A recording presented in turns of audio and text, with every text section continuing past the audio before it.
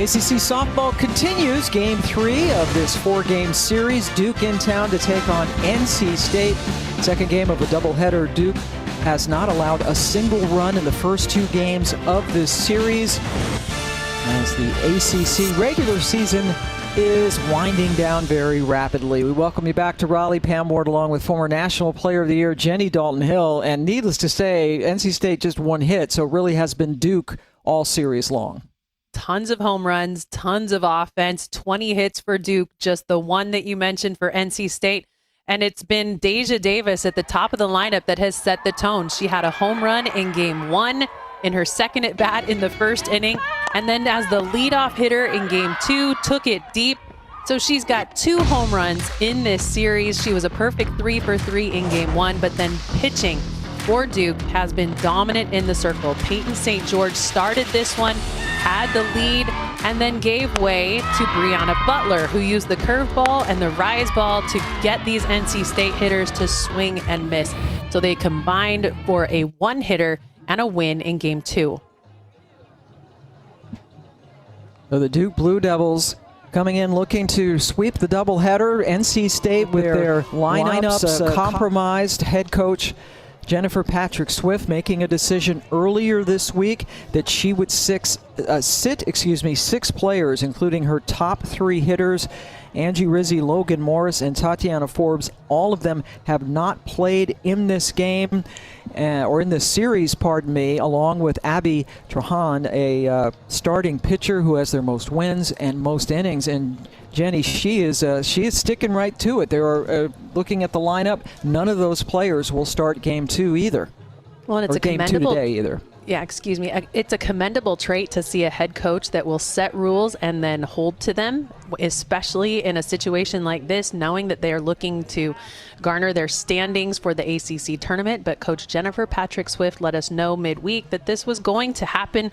So we knew that it was a potential, but sometimes when push comes to shove, you can see a head coach give up, or not give up, but just let the players back in. But this one, she's holding true to her word, and those players will not play in this one as well. And so game 2 of this doubleheader coming your way, but we'll take a quick break and then be back as NC State tries to break through.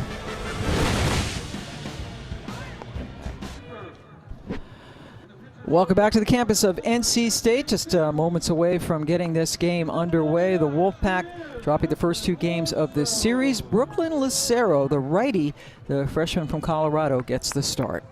Yeah, she throws in the low 60s and will go up in the zone with a rise, but really hammers the bottom of the zone with her drop ball. Has lost some speed, so is trying to get that back ball, working to make the drop ball bite a little bit harder. So she will try to keep that ball right at the knees of these Duke hitters.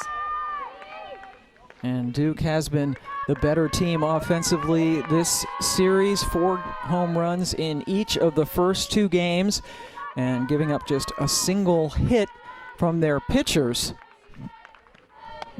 Deja Davis going to lead off. Started in right field in game 1, and she is the DP this afternoon, followed by Tapia, Jackson, and Cable for the Blue Devils.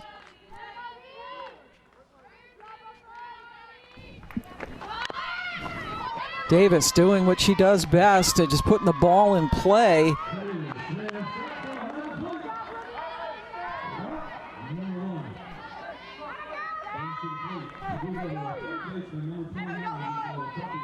And gets that out at first base, hops on that ball really quickly, gets the out at first.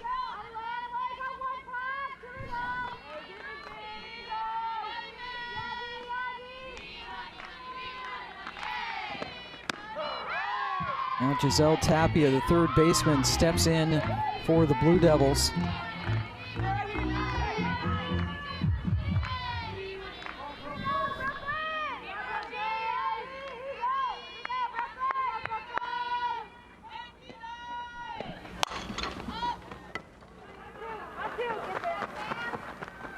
Puts it in the air and right up against the wall. The catch made by Sam Russ. Yeah, check out the deep fly ball. Great piece of hitting. Left big over the plate, drives it hard. It almost gets out of the park, but a great grab by Sam Russ, and that's the second out of the inning. Yeah, good job and a good start in this game. Earlier game today, Davis led off with the home run, and then on Friday's Game 1, yesterday's Game 1, Duke came up with 4 home runs in the first inning to jump out to an 8-0 lead. Eventually won it 10-0. Here's Cameron Jackson playing left field again. You mentioned that first inning in Game 1, Pam. That was the surprise, I think, for everyone watching all of the home runs. They had 4 in the first inning. The starting pitcher was pulled after the first 5 hitters. Deja Davis and Foreman able to come away with 2 hits in that first inning. And now Jackson lips one, and that is a home run. So Duke keeps their string alive of hitting at least 1 home run in the first inning as Jackson went out there and found the trees. Pam, this is absolutely amazing to me. NC State is the team known to hit the home run. Duke came into this series with into Game 2 today with just 37 home runs on the year. But check that out. Beautiful swing, nice and smooth through the zone. And that is the 6th first inning home run that Duke has been able to pull away in this series. Boy, that is absolutely unbelievable for Jackson as she left the ball yard with a 2-out home run.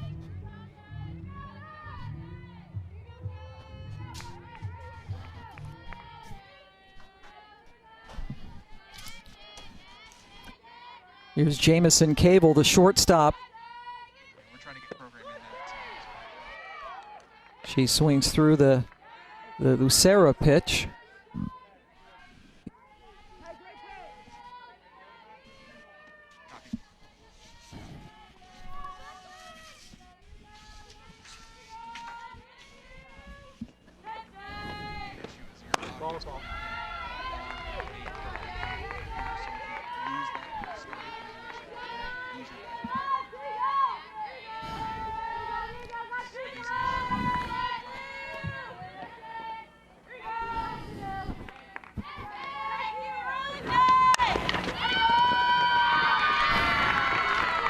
Now base hit for Cable.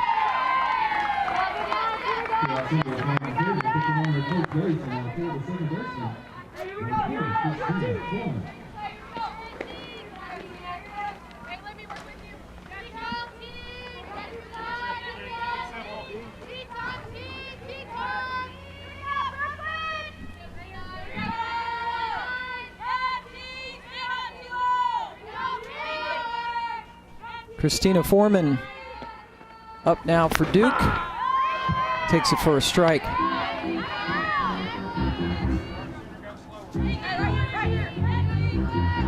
Foreman, another one of those hitters that has had a home run in this one. She had a home run in Game 2 and a home run in Day 1. So she's got 2 home runs in the series so far.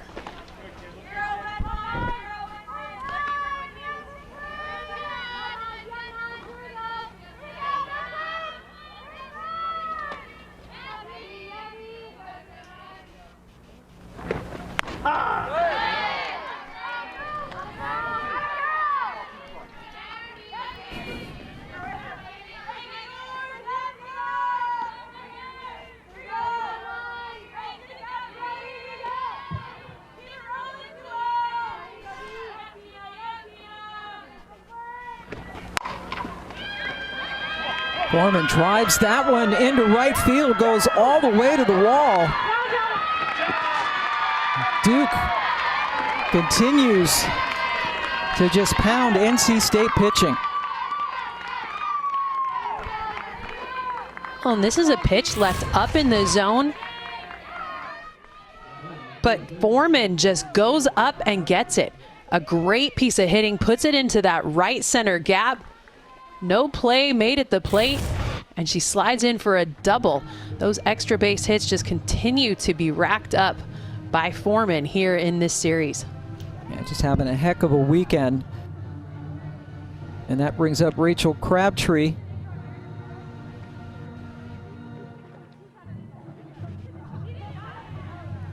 And Chelsea Wilkinson making a quick trip out to talk to Lucero.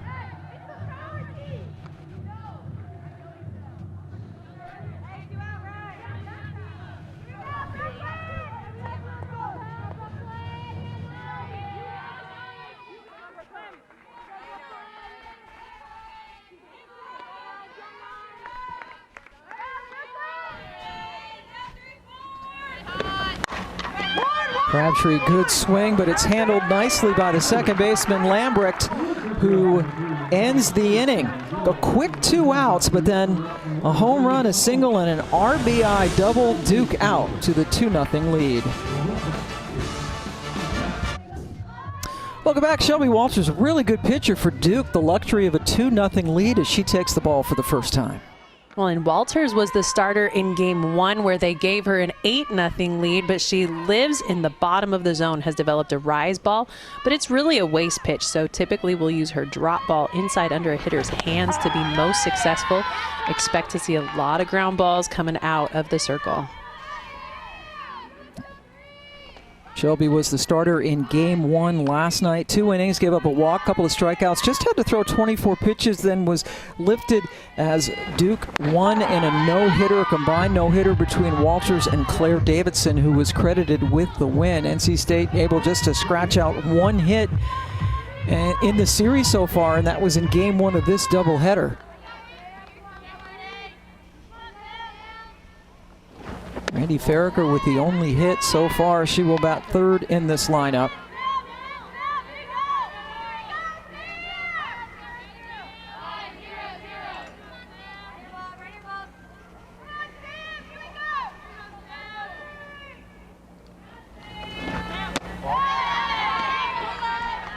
Sam Russ is the best base stealer in the history of NC State softball. Her head coach Jennifer Patrick Swift talked about how it's almost like a double every time she gets on, but that's been the problem. She has not gotten on at all so far in this series.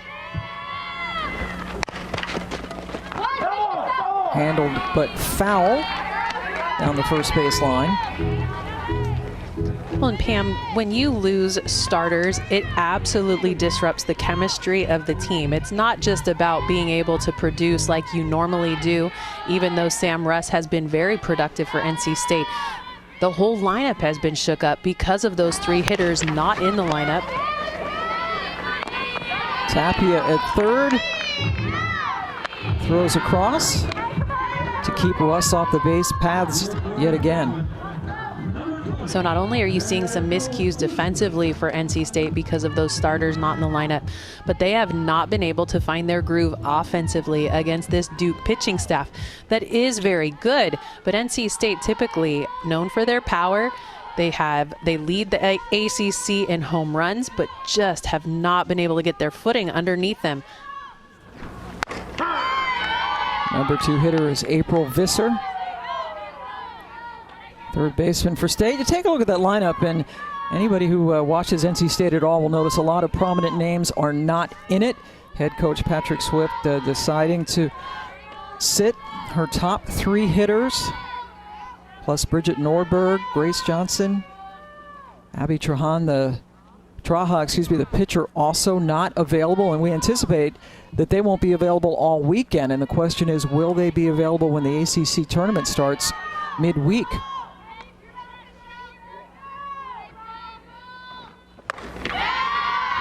And when we talked to Coach Jennifer Patrick Swift about those players, she said they're suspended indefinitely. We will navigate these waters as we go, but I'm going to need the players that we have available to step up, contribute. I believe in each of them, but so far this weekend, unable to be productive.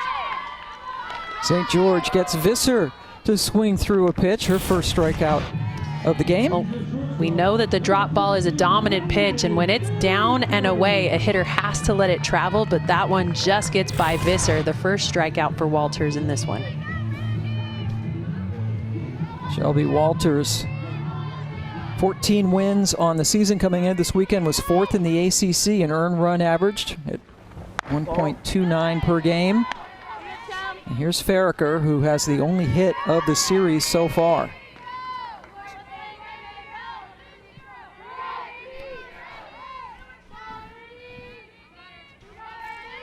Most home runs in the ACC for the most prolific home run hitting team in the ACC. Right now, they would settle for a single. Forget the home runs. They've just have not been able, and the Duke pitching staff, too, to their credit, they're not giving up walks either. There's like no free passes. It has just been a struggle. Well, and typically not what you want. I mean, never what you want to have happen in your last regular season outing for the year, going into the postseason, losing those players. I mean, Pam, out of the 66 home runs that they had going into this morning or this afternoon, they lost a third of their home runs, half of their stolen bases because of those players not being in the lineup. Farraker does lead the team in home runs and is the only player on the NC State staff that has one hit in this series. And that hit that Farraker got was in the first inning of our game earlier this afternoon, and it glanced off the glove of Deja Davis out in right field, who, you know, should have caught the ball. And so were it not for that, you're looking at back-to-back no-hitters for the Duke pitching staff.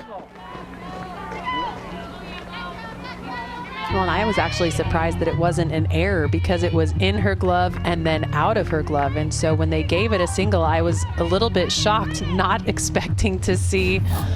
I mean, check this out. It's a deep fly ball. Deja Davis tracks it down. She has to go quite a ways to get there, but she's planted underneath it. But it hits the wall. So even though I believe it was Sheener at the time pulled it in. No, not Sheener. Wrong team. even though Morris was able to rein it in, it was aided by the wall. They gave it a hit, and that's the only one in this series for NC State. And a base runner now is Farraker, drew the walk.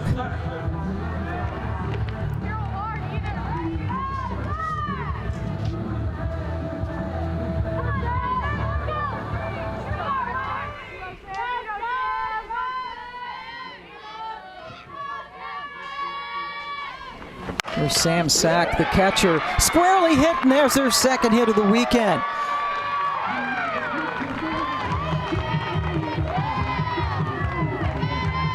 You know, when we talk about NC State, we talk about the home run potential, but just shortening up and pushing the ball through the infield is a great adjustment.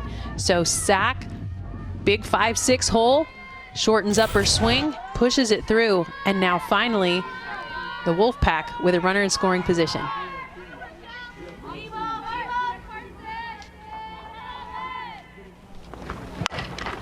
Carson Sheener, that goes up the middle, and it's bobbled a little bit. The relay was late, and now NC State has the bases loaded. Well, and check that out. It's almost a check swing. She doesn't even finish. So as she hits this one up the middle, Cavell, known for her range, tries to make the handoff over there to Foreman at second base, but it's bobbled. And check it out, Pam, bases loaded for the Wolfpack.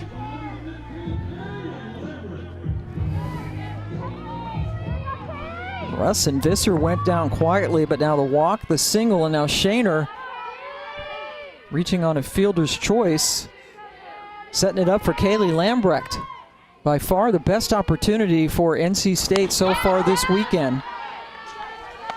As Lambrecht watches a strike.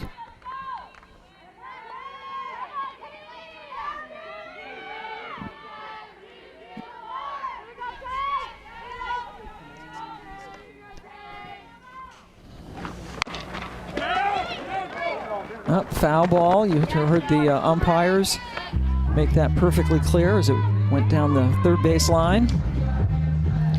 Well, I think it was more of a dead ball situation as it came off the leg of Lambrecht off the bat. So that was the call. The ball was rolling in fair territory, but because it hit off the leg of Lambrecht, they'll give that a dead ball redo.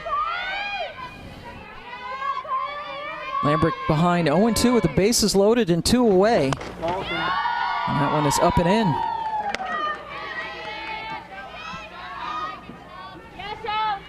Really good spot by Walters. Even if Lambrecht was able to get around on that one, it was going to be a foul ball as it rode up and in on the hands. But you do not want to leave it up to the umpire behind the plate. Get that bat off your shoulder and make it work. Right back to Walters, who calmly flips over to end the inning. NC State got a hit, left the bases loaded.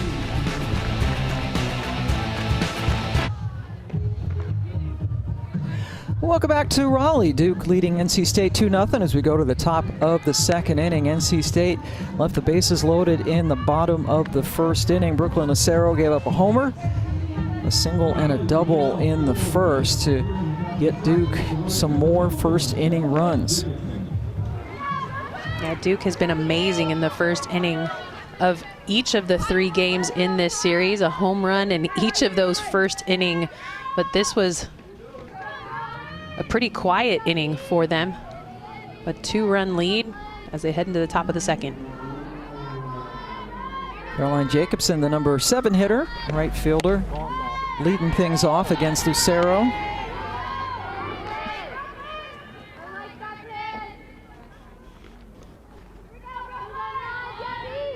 Jacobs hitting 250 on the season.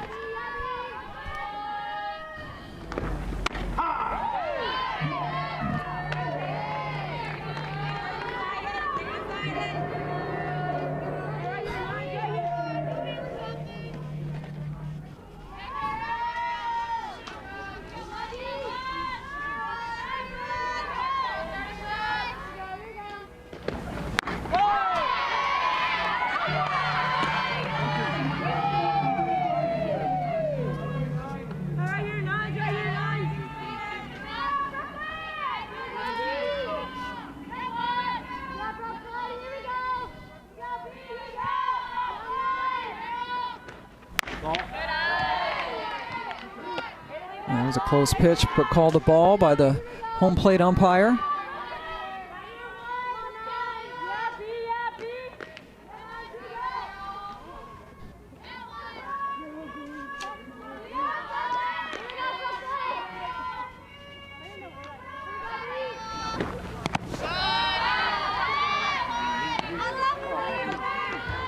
Caroline Jacobson at the plate had a spectacular year last year, of course shortened because of COVID, 27 games, but she hit .368 with 9 home runs. Numbers down a bit this year at the plate, but still a solid contributor, outfielder for this team.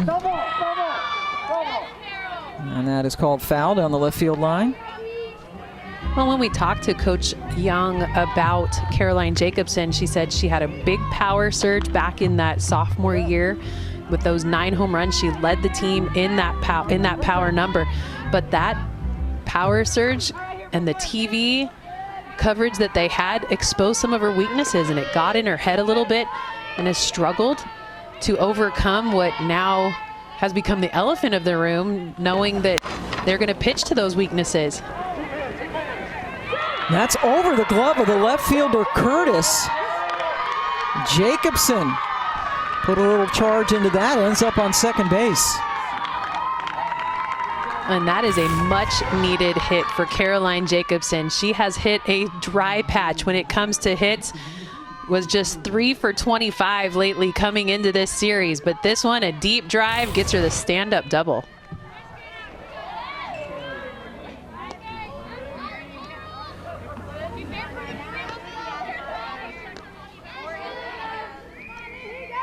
Kelly Torres, the catcher, trying to get Jacobson home.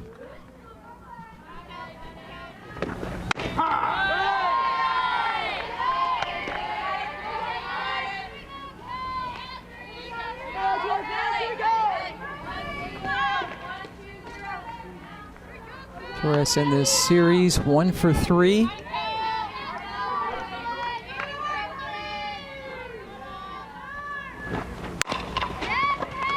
Sends that up the middle, gets into the outfield, and coming in from second to score, Jacobson with the 3rd run of the game.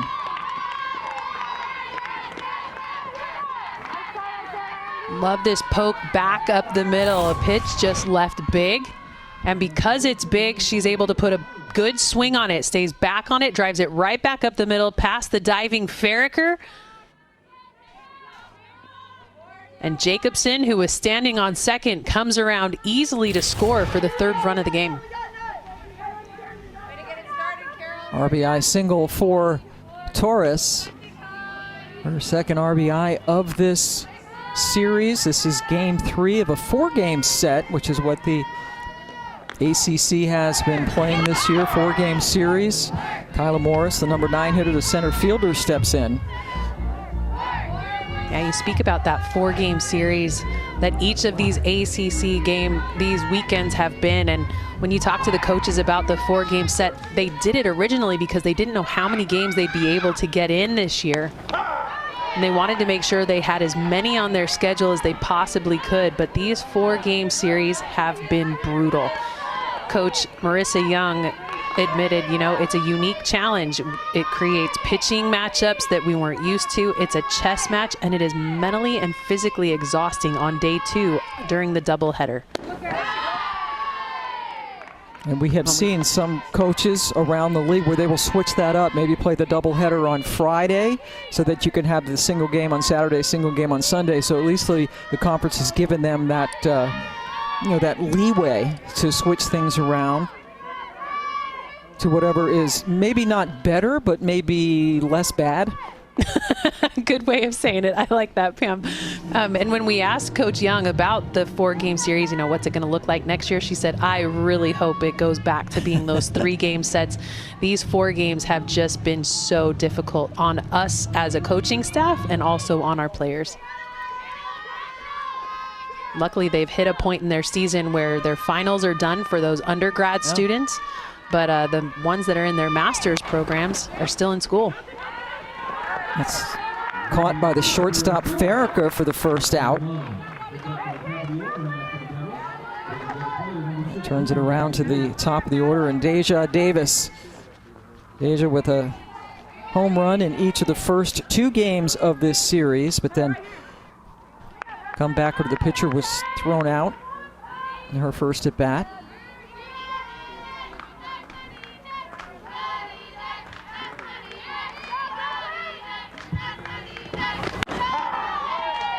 I would imagine when you were playing softball at Arizona, got to the World Series, all 4 years? Correct, final game. That's pretty good. Well, seriously, when school was over, when your exams were done, did you feel like an entirely different person? I mean, the pressure to study and papers and all of that goes away, but the thing that's unique is you have to move out of the dorms. You are living in a hotel, so you're in a much different environment once school ends, and so that can add a unique dynamic to it. But I will say it was nice to get on the plane coming home from Oklahoma City, where you're usually on the same plane as UCLA, which is the team that you just played in the championship game, and they're taking finals or studying because they're still in school when they get back to campus. Visser able to throw it over to get the lead runner, Torres, but I would say the chance of doubling Davis slim to none. Davis hits into the fielder's choice. Did you talk to UCLA players? Oh, heavens, no. When it comes down to this play, though, I love that Visser's being aggressive. She's playing out of position because of those players that we talked about not in the lineup. But yeah, Deja Davis just too fast down the line. There's no way they're going to grab the double play, but Visser gets the lead runner, which is great. And we talked about that knee, and it looks there that it was she came off of it a little bit gingerly as she hit the bag down the line. In fact, Goddard has come in to pinch run for Davis. Sarah Goddard, the freshman from Carmel, Indiana. And that could be a huge development. I'm sure want to keep her healthy, have her healthy for the postseason. Davis, just an invaluable member of this Duke team.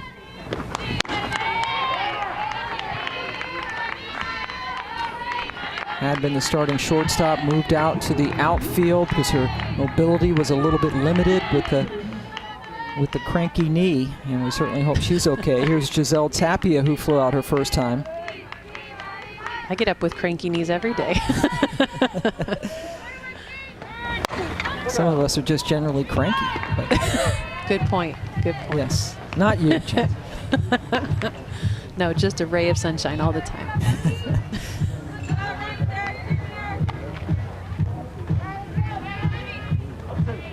But in terms of weather, after game one, it did spit some rain on them in game one, but it has been a beautiful day for softball in Raleigh today. Yeah, game one actually looked a little bit iffy when you looked at the weather forecast. They were able to play. Look at our control room. Y'all are awesome. 73 degrees still. That's perfect softball weather. Tapia goes down swinging, but another run, an RBI single for Torres, makes it 3-0 Duke. Welcome back on a lovely Saturday evening in Raleigh. Duke adding another run, leading us 3-0 as we go to the bottom of the second inning. NC State did get a solid base hit. Sam Sack with the single, but left the bases loaded in the first inning. Boy, it's just a struggle for them all weekend long, and then you have to face somebody like Shelby Walters again. Can't catch a break. No, definitely a tough outing for NC State, but they're showing a lot of grit. They're showing up, and I love the first inning for them. You know, just one hit in the first two games put together, and then get the hit, draw a walk, load the bases, and really put some pressure on Duke. But check out the defense. They pull in the right fielder, and you've got 3 on the left side. And the reason they do that is they know that Gracie Roberts is still looking for her first hit of the season. She is a slapper, not known for a lot of power. And so they will pull in the outfielder from right field, put 3 across the left side defensively, and force her to try to punch it through the infield with it all bottlenecked up with Duke players playing defense on the left side of the bag. Yeah, that's Jacobson, the right fielder, who is closest to second base on the shortstop side.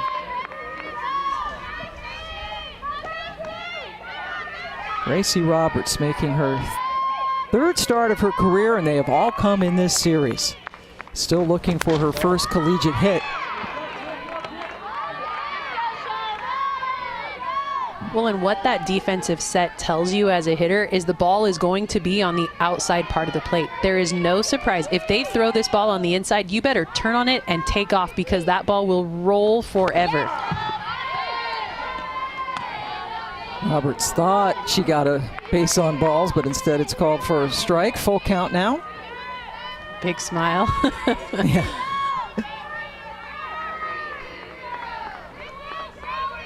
So this had to be unexpected for players like Roberts, who had gotten into 26 games before this weekend, never started. And then all of a sudden you're starting every game with the lineup shakeup. And slapping is something she learned later in her career. It's something that is still developing. It is definitely not something that she has been super successful with, but I love the tenacity that she's showing in this at-bat, drawing the count to full. Fighting off a lot of pitches, knowing that the ball's going to be outside, but just doing a really good job of staying aggressive and putting together a nice quality at-bat.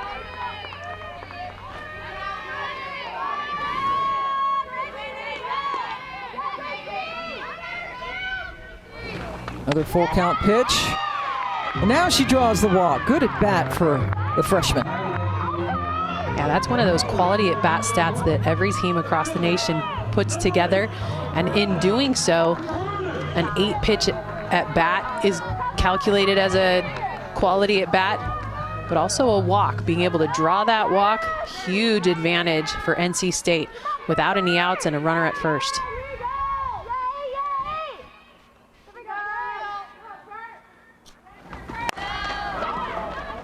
Curtis gets a good swing, but it's hit right to the center fielder Morris for out number 1.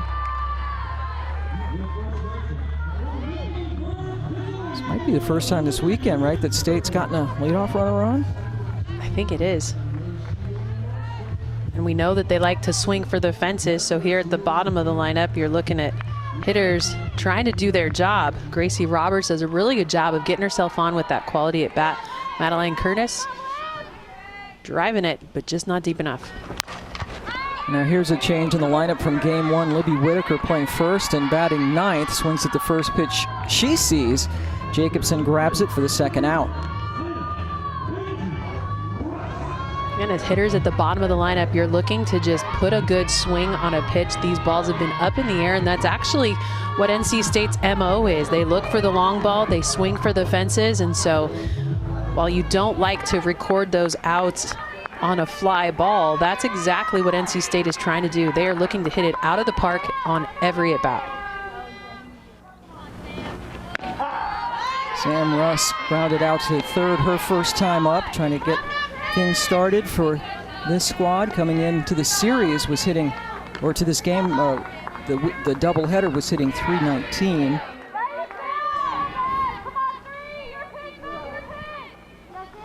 And this is the leadoff hitter they really need to get on, but Russ has not been able to do so this weekend. Now they have contained the top of the lineup, able to get them out every time. We mentioned just one hit coming into this game three. Sam Sack with hit number 2 in this entire series.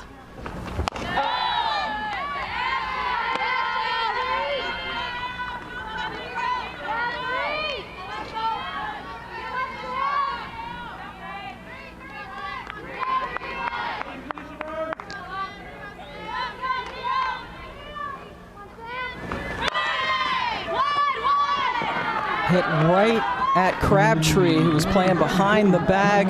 Russ retired again. The leadoff walk goes for naught.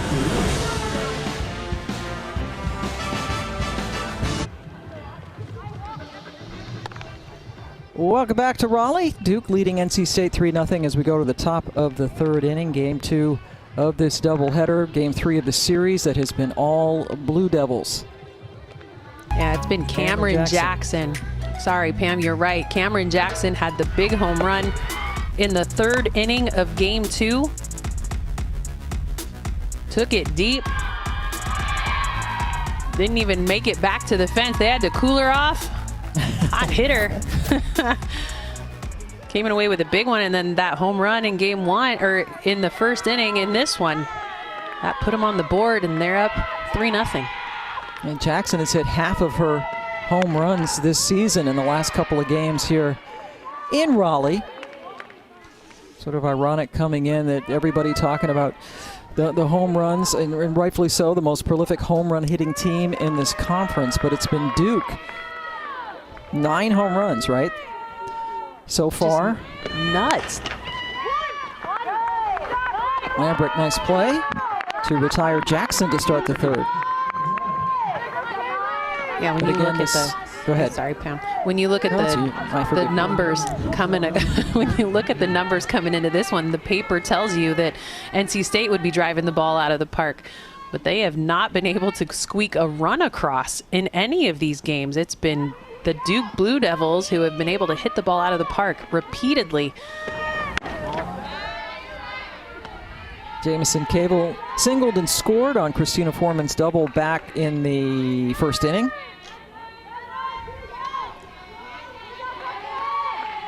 Cable has not hit a home run in this series. It was 3 for 6. In the air. Lambrick just on the outfield grass.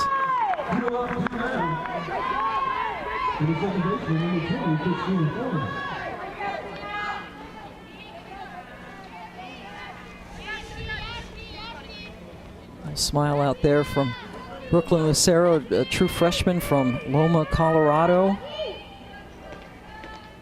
Just 2-0 on the season, 24 1/3 innings coming into this outing.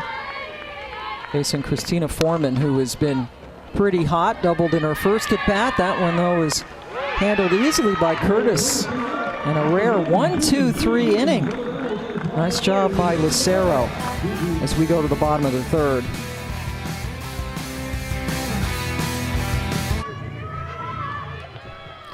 We're back. NC State still looking for its first run of the series, and we referenced this earlier, the most home runs in the ACC as a team with 66, averaging 1.5 home runs per game.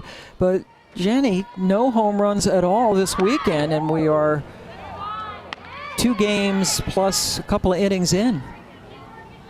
Well, and while NC State is known for the long ball, it's actually been because of player personnel not in the lineup that I think we've seen this shift in production for the Wolfpack. Tapia handles the grounder by Visser. And those players, and it does bear repeating, head coach Jennifer Patrick Swift deciding not to play 6 players, including her top 3 hitters by average. Angie Rizzi hitting .365 with 11 home runs. Logan Morris, .347 with 9 home runs, leading the team in RBIs. Tatiana Forbes hitting .359, no home runs, but so certainly one of the top producers for them. And then the pitcher, Abby Trahan, who is their best pitcher as far as eating up innings, most strikeouts, most wins. None of them are available, and the statement she gave us was no players are more important than the program or the culture, so she is making a statement by sitting these players out for what appears to be the entire weekend. Well, not only the weekend, but indefinitely. She doesn't know if we will see them in the postseason, the ACC tournament. And this team has to get the automatic qualifying bid to make it to the postseason. Their RPI is low enough that they're sit at 90 in the RPI, so that is not a high enough RPI to be able to get there on your own. Second hit of the game, it's Farraker, who walked in her first at bat and has a 1-out single here in the third. Well, I love this outing for Farraker, knowing that her team needs a charge of adrenaline to be able to get things going. She's been the one that's put them in a position to even put the ball in play. She had the only hit in game 2, walked in her first at bat in this one, and now gets herself on in her second at bat in game 3. And Farraker among those that Coach Patrick Swift was really leaning on, and a lot on the shoulders of Farraker with those other players we mentioned not being available, and is rising to the occasion. Got to be just a weird mindset really for everybody this weekend for NC State. Not only is it a different catcher. Oh, sorry. And it's definitely a different mindset, but it's also a different feel. As a player, the game has a heartbeat. And when you play the game, it has a feel that is comfortable. Well, right now, I would guess that most of these members of the Wolfpack are a little uncomfortable. Throw over to get the lead runner. Then back to first. They turn the double play. Nice going. Rachel Crabtree getting it started to end the inning. Well, and that is a benefit of having a lefty first baseman. Ground ball, hard to Crabtree, shoots it over to second to Cable, shoots it back over to first. Foreman picking it up. The double play. Okay. Okay. Welcome back. Duke just turned a really nice 3-6-4 double play to get out of the bottom of the third inning. Duke leading it 3-0 as usual. It was they had a first inning home run. This time Cameron Jackson, RBI double by Foreman. A couple of runs in the first, and then the RBI single by Torres made it 3-0 in the second. First pitch swinging, Rachel Crabtree, who got that double play started to end the inning for Duke.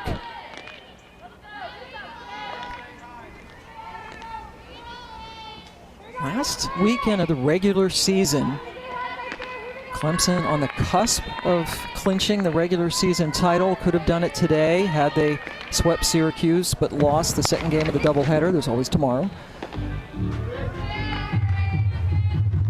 Duke building momentum. What, they've won, is it 10 straight games now for the for Duke? Duke is on a... Oh, I pulled up the wrong graphic. All right, scrambling. That's exactly what it is. So many pieces of paper.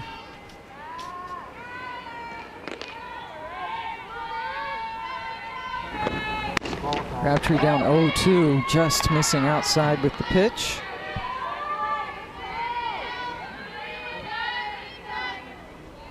It is 10 in a row. Their last loss was April 16th at Louisville. Then they won 3 in a row there, swept Carolina in all 4 games, beat Campbell in the Campbell Camels, great mascot, in the midweek.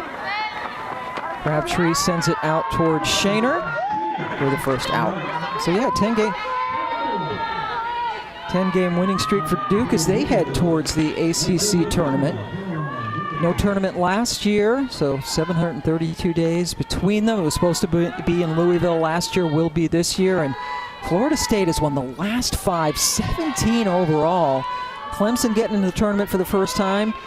It's just their second season, so they couldn't get in last year. They're very exciting, and you know, Duke wants to get in. Coach Marissa Young says that's always their goal. Not just to get to the ACC tournament, which they're going to do, win some games there. And they're going to get into the big dance this year, which is really, really exciting for a program that's only 4 years old. Definitely. They are 3rd right now in ACC standings, 19 in their RPI. So they've set themselves up nicely for a good postseason seed and run. You know, they may not be a seeded team, but they will find themselves in a regional, and it all comes down to the draw. Who do you play in each of those rounds, and who do you match up with when you get to Oklahoma City? That really determines how long you will stay in. Caroline Jacobson hits it, and that just goes foul. Selection Sunday is a week from tomorrow. That's when we will find out where everybody's going.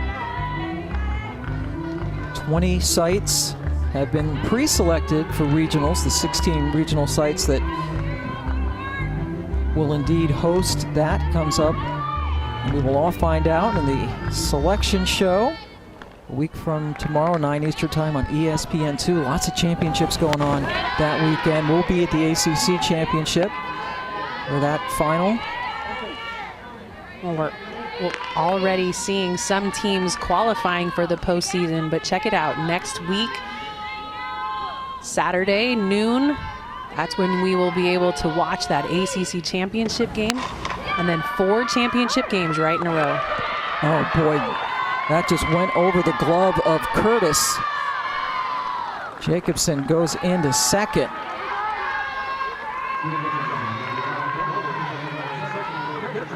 Madeline Curtis has been the backup catcher, and this is another example perhaps of players playing out of position, not used to being in the outfield.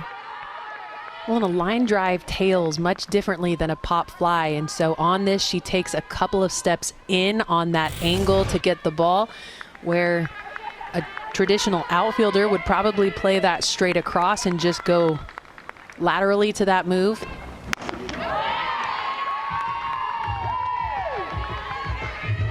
Playing outfield's not easy. That's really something that comes with experience, taking a lot of fly balls.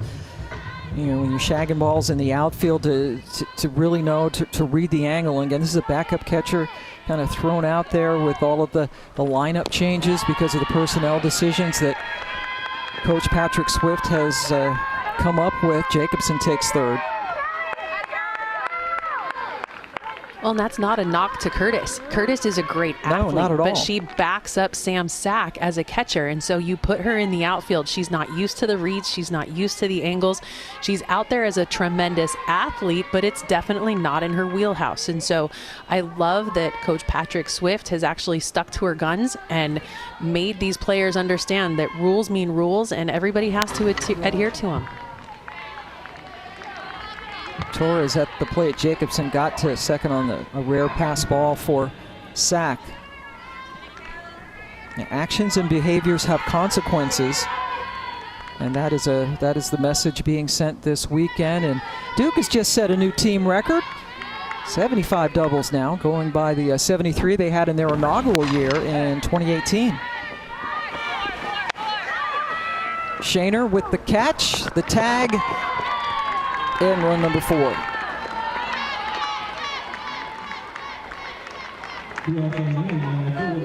Yeah, perfect sack fly, another quality at bat. Kelly Torres drives that one to the outfield. There's no way that Shaner's going to be able to get that one at home.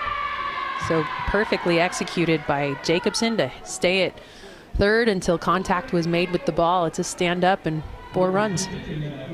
And the pass ball came back to haunt him that put Jacobson on third. And Shaner has a good arm. We saw her throw somebody out in game 1 of this doubleheader, but that was just too deep to get Jacobson. Francesca Freelich now batting for Duke. Handled by Visser to end the inning, but another run for the Devils. It's 4-0 going to the bottom of the 4th.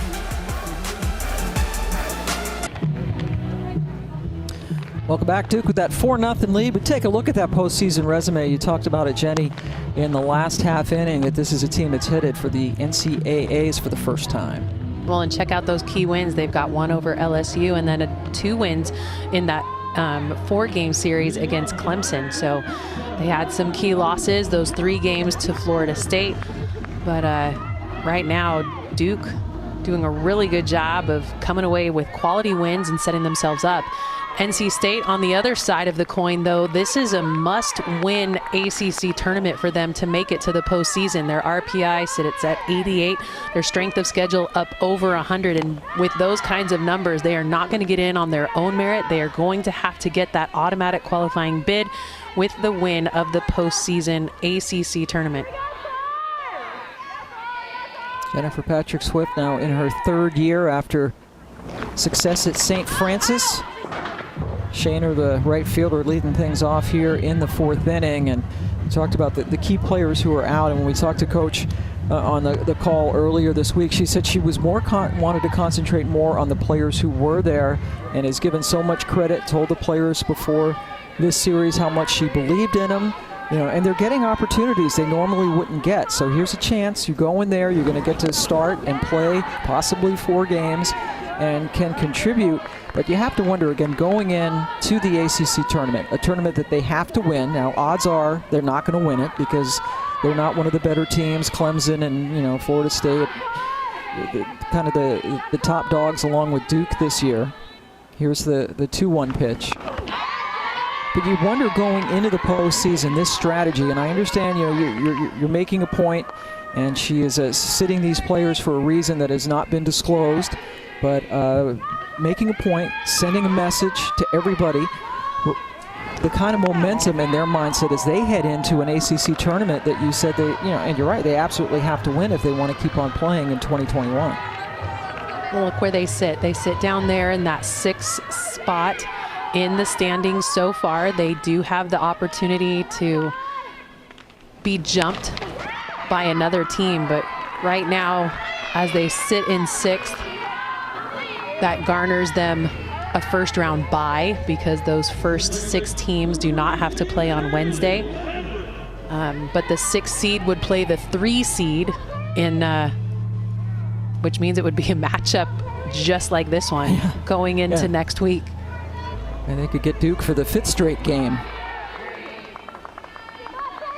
Shaner popped out to Cable at short. Here's Kaylee Lambrecht. First pitch swinging, sends that one deep down the left field line, but it's tracked beautifully by Cameron Jackson. Now there's an outfielder that you can tell has played outfield for a while. That was just picture perfect the way she played it.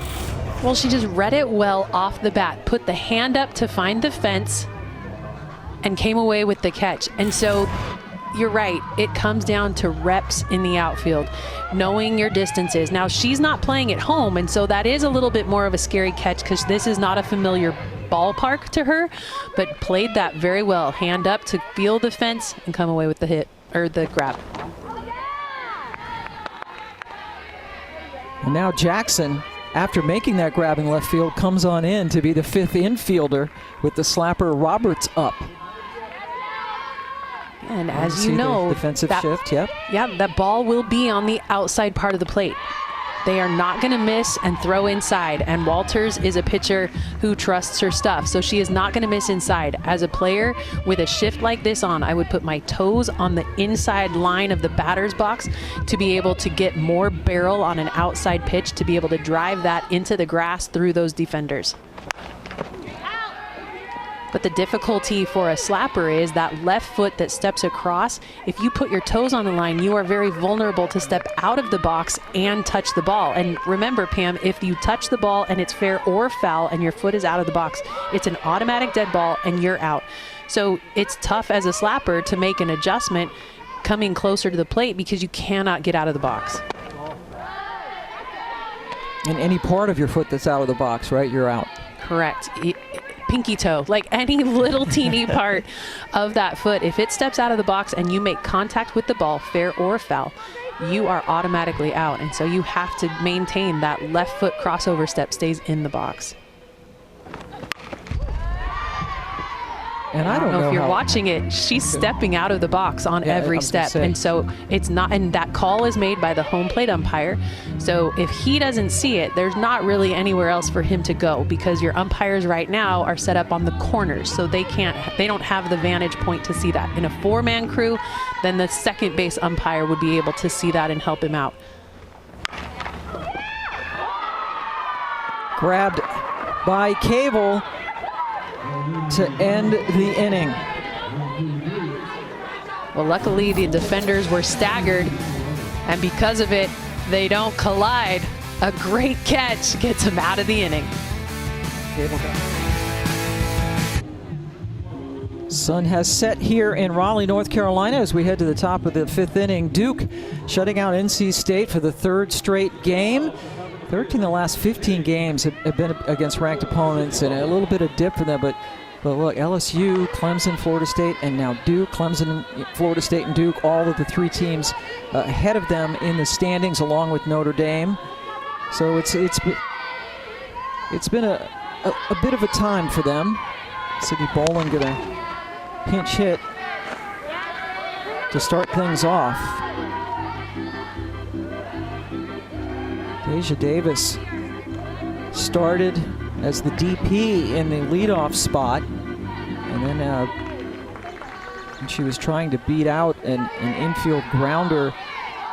Seemed to pull up a little lame, and actually on the fielder's choice when she reached in the 2nd inning, pardon me, and Sarah Goddard came in and pinch ran for her, and Davis now has been lifted from the game as Boland comes in to pinch hit.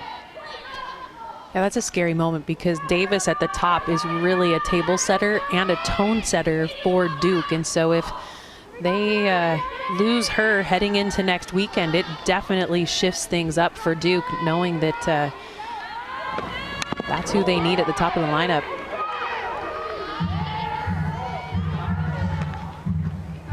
Deja looking on in the dugout, boy, such an important component, captain of this team, starting ever since she was a freshman in 2019, and all she did was hit .324 her first year. Great at stealing bases. And that hit, Boland. I hear a lot of non-softball fans, just kind of the casual fan watching softball for a little bit of the first time, not understanding why softball players don't get out of the way of a ball that's coming toward them, why they don't have to make, there's a casual fan that don't make that don't like the fact that they don't have to get out of the way. But that's the softball rule. You do not have to make an attempt on a ball to get out of the way if it's coming into the batter's box. And wasn't always that way, right? No, back when I played, you had to make an attempt, but we also didn't have the arm guards and the shield to protect you. But Kendall Lange will step in as a pinch runner for Boland over there at first base. So Kendall Lange also pinch run in first game of our doubleheader. Giselle Tapia, third baseman, at 0 for 2 so far in this nightcap.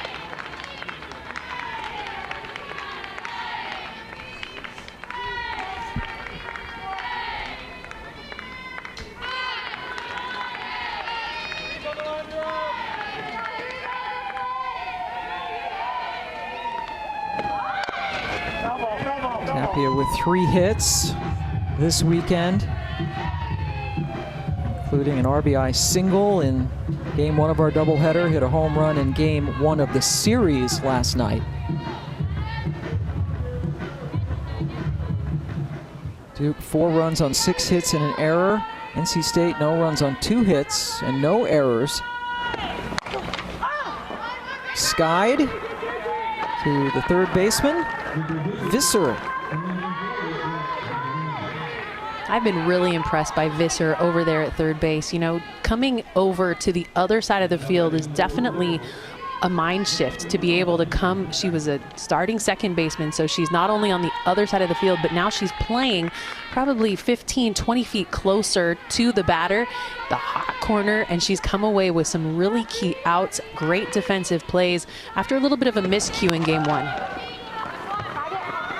Handled by Whitaker, steps on the bag for out number 2. Lange advances to second.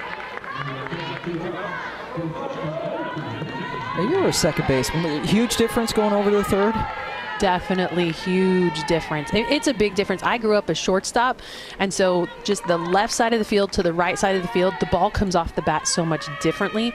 Typically, a right-handed hitter is going to really square things up to the left side. Or a left-handed hitter, you take a breath because it's just going to have more spin, or it's going to be a weak ground ball because they're ahead or behind.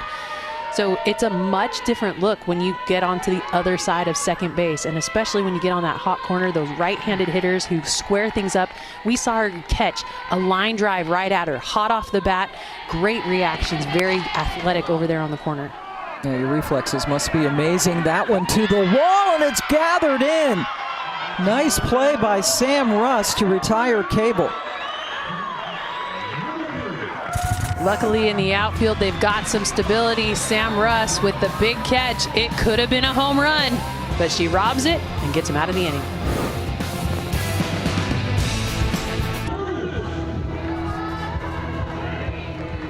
Headed now to the bottom of the 5th inning. NC State trailing here 4-0.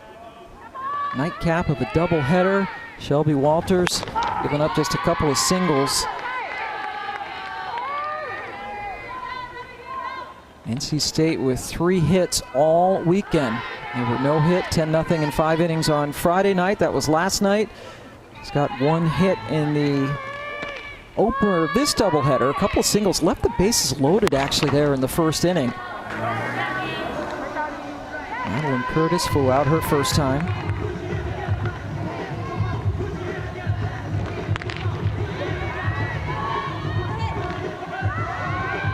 You see that red thumb guard on the left hand of Curtis. What that allows you to do is keep the bat a little bit more in your fingers instead of letting it sit deep into your grip, which gives you a little bit more whip through the end of the bat. So that's what that's for. You saw her shake her hands a little bit. She got jammed up a little bit. I wore that when I played baseball because I would just get rung on the inside pitch, but that helps with that. Wow, that was a nice 1-2 pitch to retire Curtis. Yeah, beautiful. Takes a little bit off of it, goes down and away. It starts out of the zone and then just continues down into the dirt. Curtis, the swing and the miss.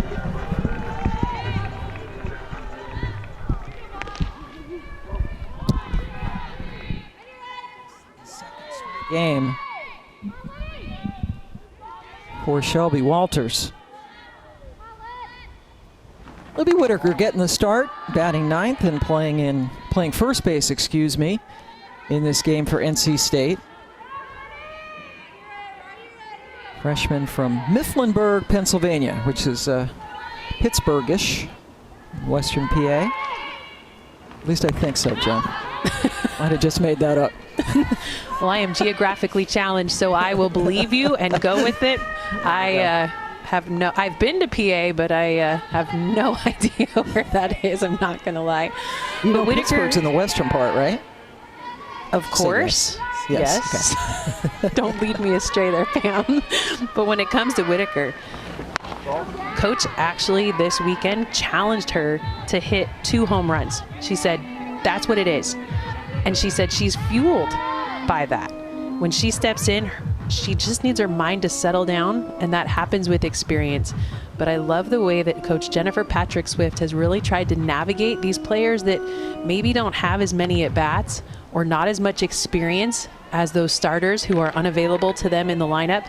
And so Libby Whitaker just has allowed a little bit of doubt to creep in, but Coach Patrick Swift said, I just need to keep filling her with belief. Let her know that I believe in her. Sends Cable out into the outfield grass for the second out of the 5th inning.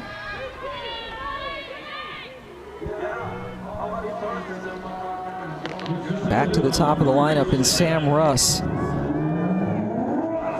who has yet to get on base in this series.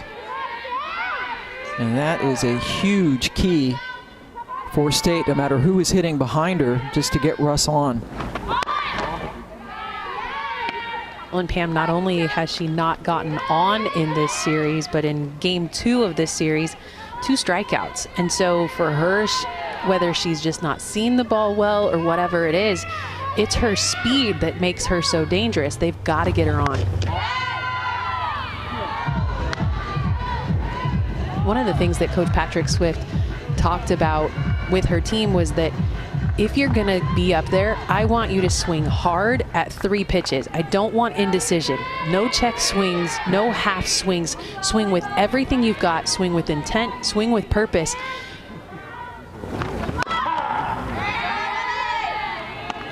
And right now it looks as though Sam Russ is just maybe doubting just a little bit. But after you've had this kind of dry spell, it's hard not to get into your head. We heard Patrick Murphy talk about too many socks in the top drawer. You just start to think a little bit too much.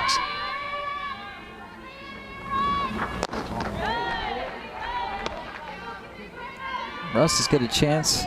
Take a look at a 3-1 pitch coming up from Walters.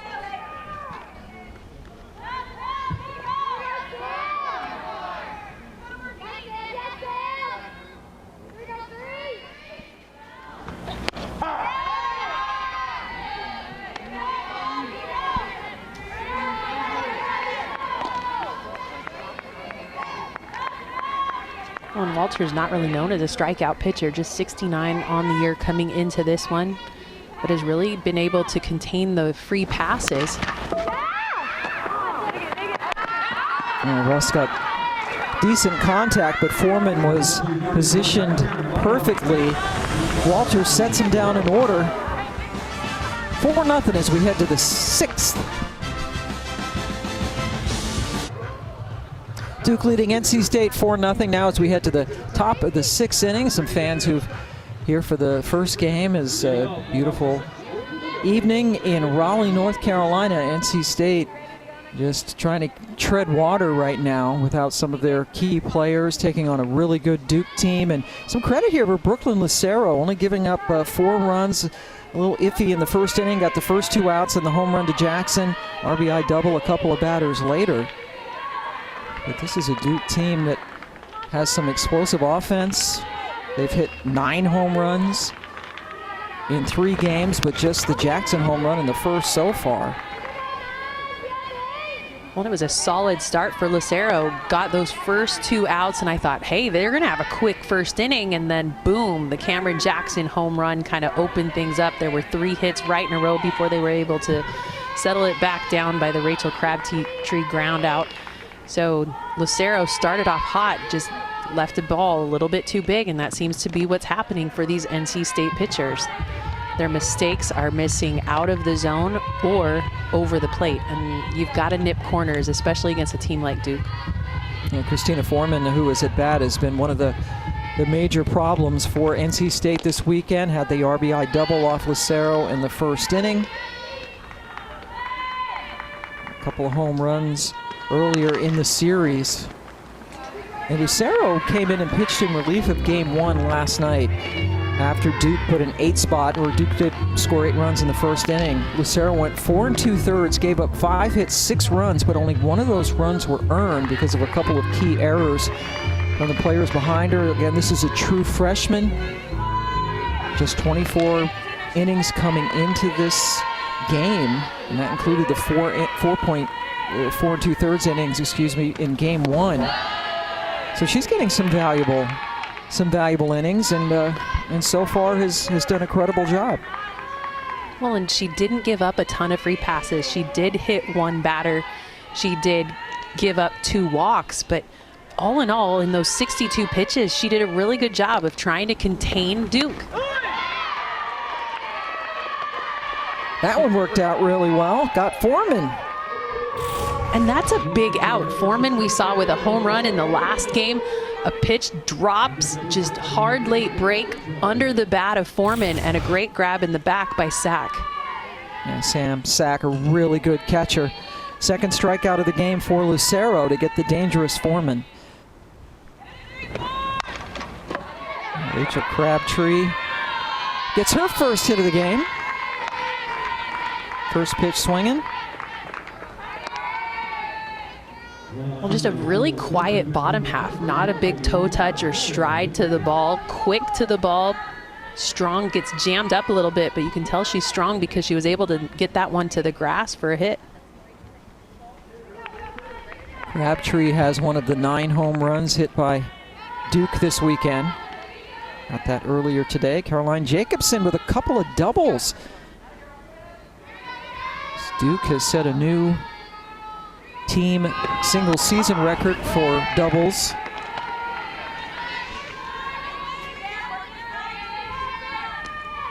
They lead the ACC in that department this season.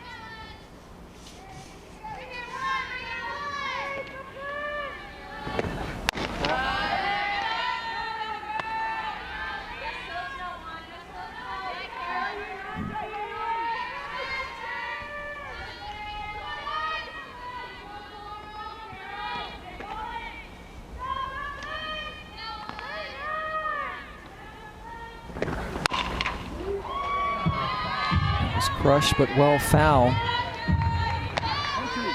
Well, Pam, as we head into what will be the last regular season game tomorrow, and then postseason ACC tournament next weekend, you're looking at a lot of players playing softball for the last time.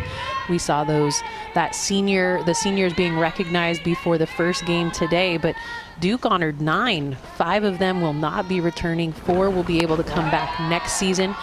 So the seniors leaving for Duke this next year, Rain Wilson, who got hurt, was leading the team offensively before she hurt her knee, is going to be a travel leader for Backroads. Kendall Lange will be a pharmaceutical sales rep in Texas. Sydney Bolin, a TeamWorks employee there in Durham. Jasmine Moreno is going to go for her doctorate in physical therapy. And then Dominique Salinas, a doctorate at FSU in sports psychology. So there's a lot going on, a lot of moving parts as both of these teams are seeing players who will not be returning and heading into the real world. I think that gets lost at times when you look at the season. Everybody gets postseason in their head, but actually there's a lot of these players who are playing softball for the very last time.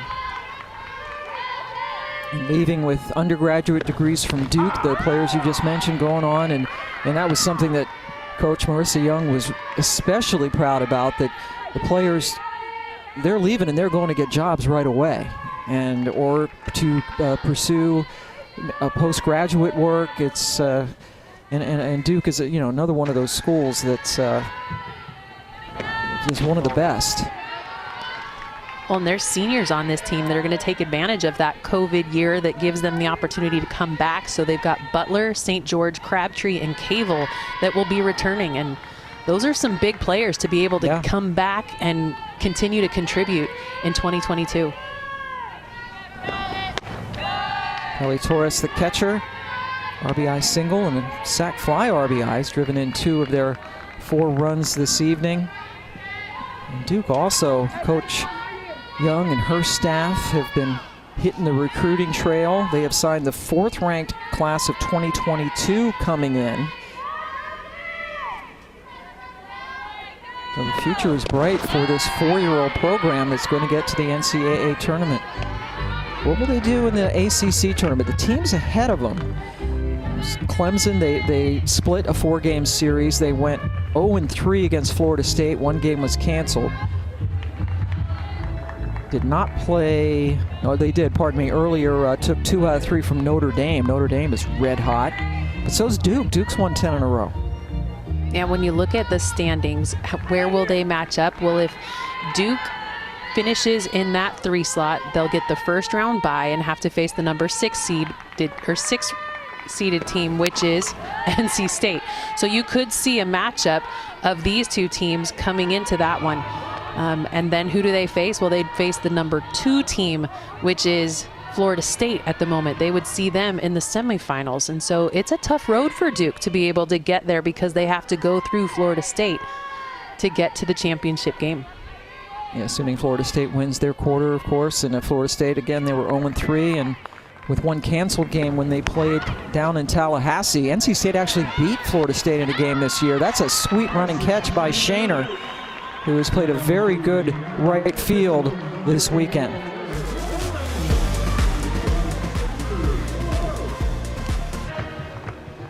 Welcome back. Duke up 4-0. Bottom of the 6th inning. Shelby Walters really good in the first 5 innings, but now let's go to the bullpen and freshman Claire Davidson.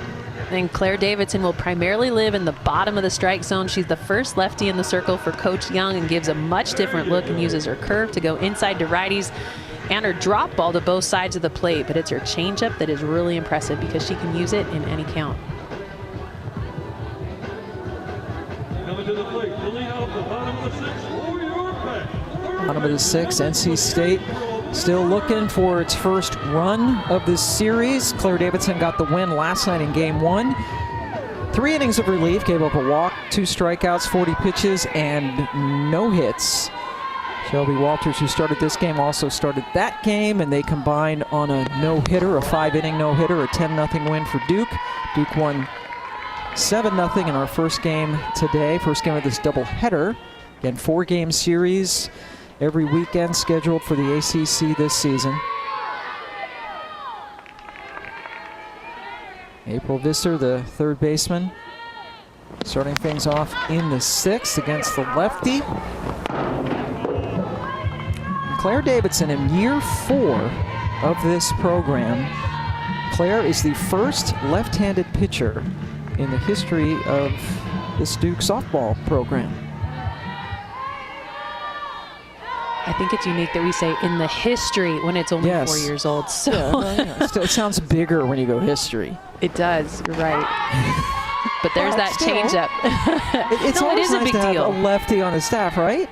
Most definitely, because it comes from the other side and she throws that curveball that'll run into a right-handed hitter's hands, and it's not a typical look for those power hitters, and that's what NC State is, a ton of power hitters. Part of the strategy that Coach Patrick Swift brought with her after watching a video when she was at St. Francis, said it changed her life, certainly changed her offensive philosophy.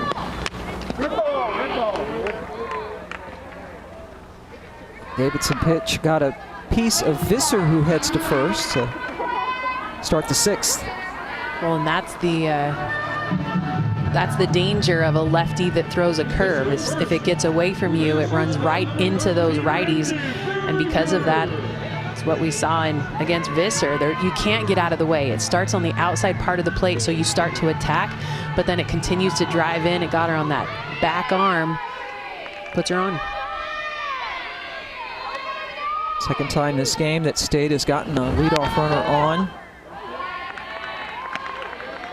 Andy Farraker with the single. And one of their 2 walks. Shelby Walters, 5 innings, 2 hits, 2 walks, 2 strikeouts through 75 pitches, 49 of them for strikes. Relieved to start this inning by Davidson. And that hit her. Oh, that's 2 in a row there.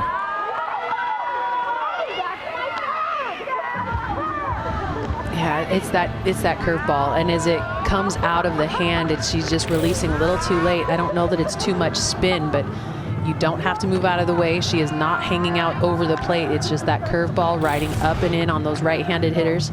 Hit her in the arm guard, so there's not a lot of damage to be done, but the damage is that now NC State is in scoring position, Pam.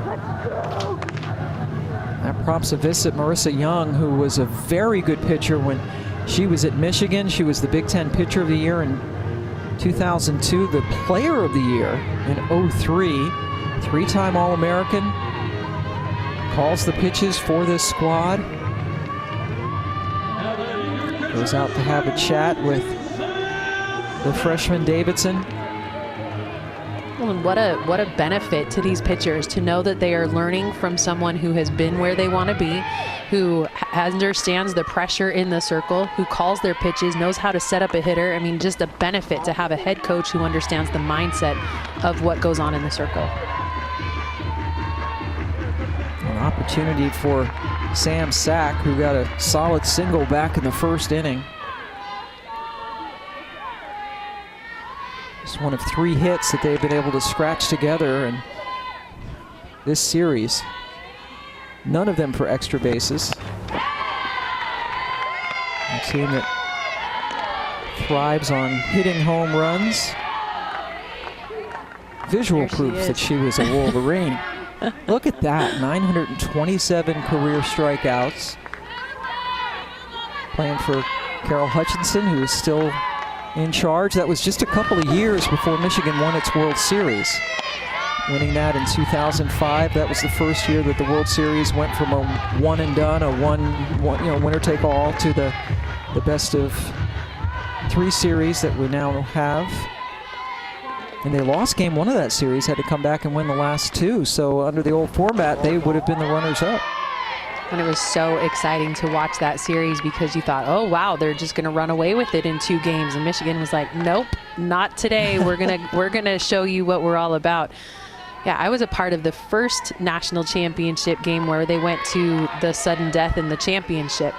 And there was a big to-do about that. That was not okay for a lot of softball fans, because we went against UCLA, who was undefeated, and we were coming out of the loser's bracket. So we win the game, but technically we should have probably played again, right, to be able to have the double elimination. But in 1993, it was the first year of the one and done, and in the championship game. And we were lucky. It was a 1-0 win. Yeah, that was back when there were a lot of 1-0 games. Sack hits it over the head of Jacobson. NC State has scored its first run of the series.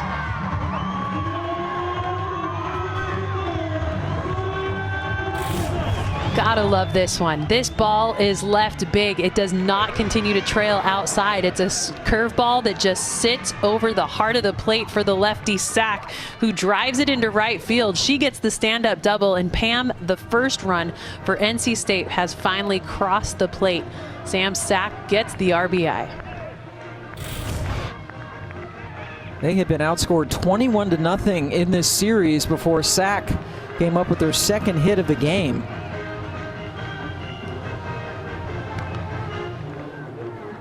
And Sack has been just a staple behind the plate for NC State. She's been so solid back there defensively, but because of the outing that we saw for Davidson, we'll see Walters come back in. That's right, Shelby Walters started this game with the first 5 innings before Davidson came in. Claire Davidson, facing 3 batters, did not record an out, hit Visser and Farricker back to back. And then Sack came in with the RBI double. But when you talk pitchers in the ACC, the 2 names that come to mind really quickly, Cagle and Rochard. But check out Shelby Walters' numbers as she comes in at number 4 in ERA. And look at that, tied for 3rd in on-base average. So Walters, definitely not known as a strikeout pitcher, but has been very productive for Duke as long as her defense has played solidly behind her. Cagle, one of the finalists for National Player of the Year, also hits as well as being an outstanding pitcher. Carson Shaner up with runners on 2nd and 3rd. And still nobody out in the bottom of the 6th inning.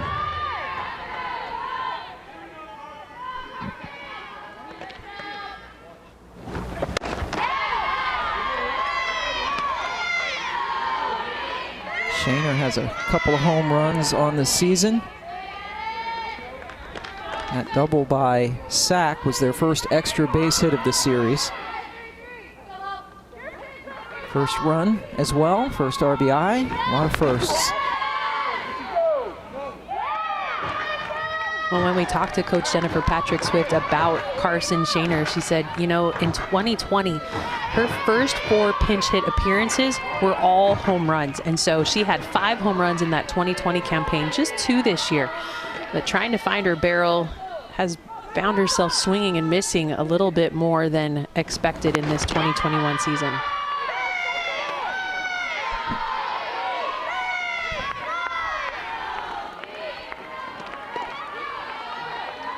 Walters, the starter, back in.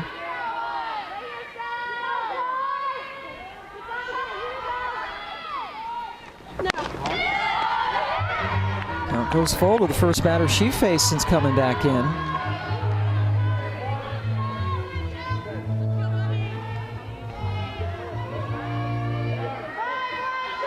Farraker at third, Sack over at second.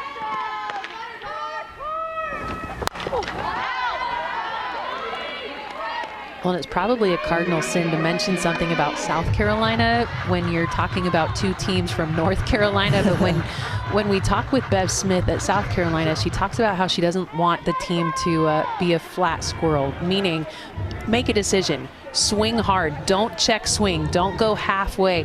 She said the road is full of squirrels that couldn't make a decision. So when you swing with everything you've got. And that just really tells the story of this NC State team. That's exactly the mindset that they want. Swing hard. I love that. I've never heard that. The flat squirrel theory. Walters comes in, loads the bases with the walk to Shaner, and that people will forgive you for that because Bev Smith was a terrific player. Where? At the University of North Carolina. So it all comes full circle. But that's a great way to put it. You don't want to be the indecisive squirrel. Things don't end up well for them. No, check swings or half swings or not going full speed. Just make a decision and own it. And that's exactly the mindset that these hitters have for the Wolfpack. A great opportunity now for Kaylee Lambrecht. With the bases loaded and nobody out.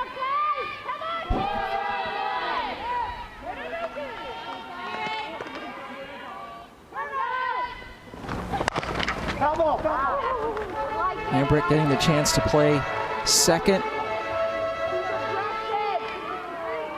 Head coach Patrick Swift talked about how second base is such an underrated position. Right? I agree. I do agree. 100%. I was a shortstop growing up. I got to the University of Arizona. We had a shortstop. Coach put me over there at second base, and I was frustrated. I didn't want it. And it took me a while to own that second base is definitely an integral part of that up-the-middle duo. We turned a ton of double plays, but I really credit him for seeing potential in me at second base when I really didn't want to play there. I think it worked out all right.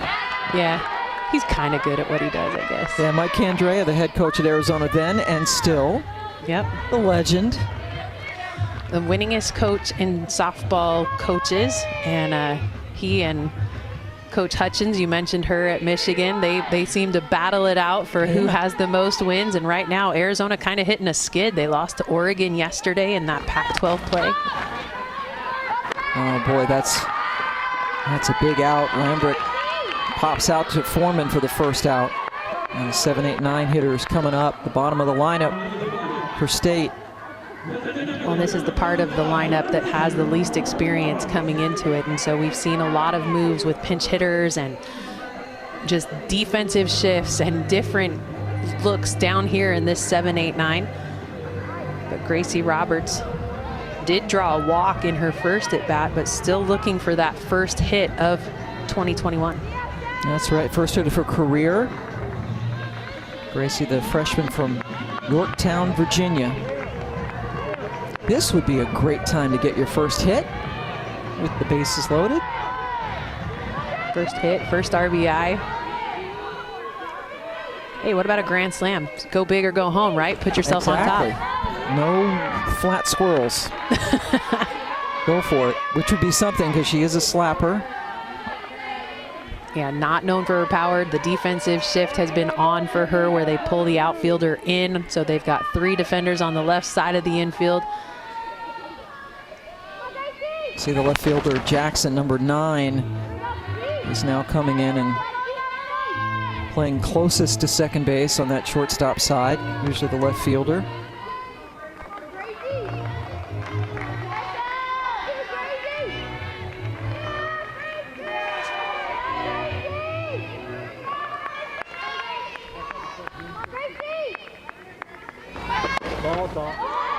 Ooh, 1-1 pitch called just outside, so now the count goes to 2-1 on Roberts.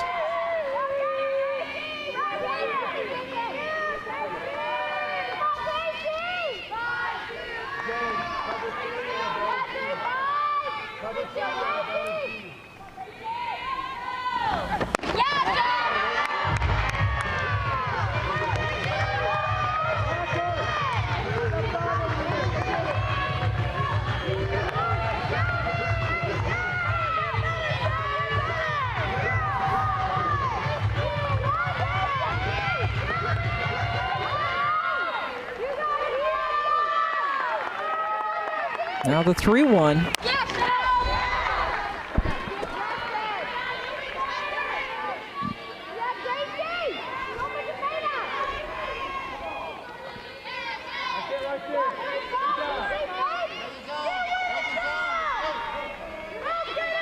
You can hear that the NC State dugout is fully involved.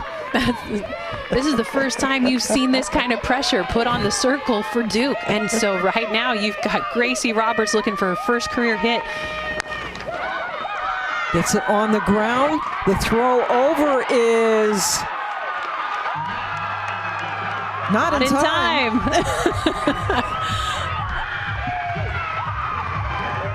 Welcome to the ball game, NC State. I mean, this is exactly what they've been needing. A little bit of juice in their veins. Gracie Roberts with her first career hit as a member of the Wolfpack. And it's not a hard one. And no matter what you do, it's tough to defend a ball that's left in the middle of no man's land. And I think, yeah, she gets it. You always want to hit the front of the bag as a runner down the line, because the longer you take to touch it, the more of an opportunity you give the ball to travel. So I would encourage her to hit the very, very front of that bag rather than hitting the middle of the bag, but recognize the inexperience. But first RBI, first career hit, great at bat. Good job for the true freshman. And the bases are still loaded with just 1 out. And another pitcher coming in. It is Peyton St. George, who started the first game of this doubleheader and won it. So Duke pulling out all the stops. George threw 4 innings in the first game and 74 pitches, and now is back in to try to close things out. The 3rd pitcher of this inning for the Blue Devils. So the bases are loaded, just 1 away here in the 6th before Peyton throws a pitch for real. We'll take a quick break. Yes. Well, after Walters saw her second time to the circle and another run squeak across for NC State, Peyton St. George will enter the circle for Duke, a veteran in the circle. We've seen her today already in game 1 of the day, but she is a power pitcher. She loves to go to the rise for the strikeout.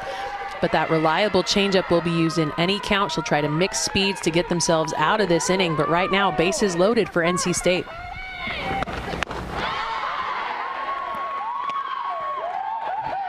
And they are loaded for Madeline Curtis, who flew out and struck out against Shelby Walters, who was the starter. And as Jen mentioned, came back in, and now Peyton St. George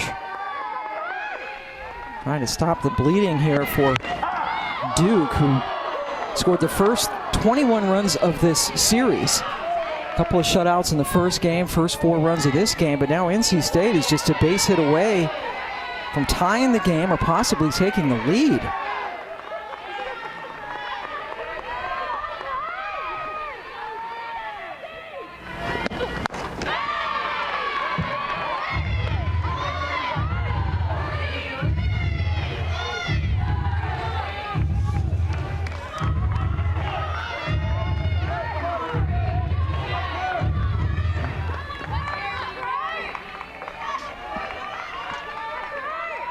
1-2 pitch on Curtis. Well outside.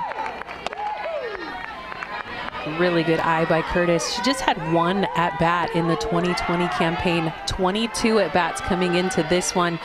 And so a huge moment for Curtis, but she's the hype man of this, or the hype girl of this NC State squad. They will lose their minds if she is able to make this happen. Torres could not hang on to it. Another chance for Madeline, who's from Graham, North Carolina. And her coach said of her, win or lose, I want these kind of kids out there playing for me. Curtis getting that opportunity this weekend.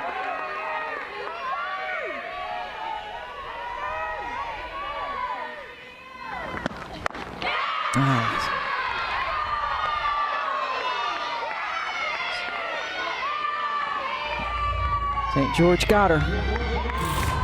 It's the rise ball. It is so hard. It goes up, it goes away. It looks like a screwball that actually continues to trail up.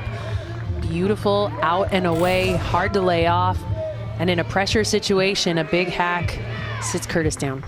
Yeah, that was a healthy swing by Madeline. Libby Whitaker, 0 for 2 against Walters. Timeout called.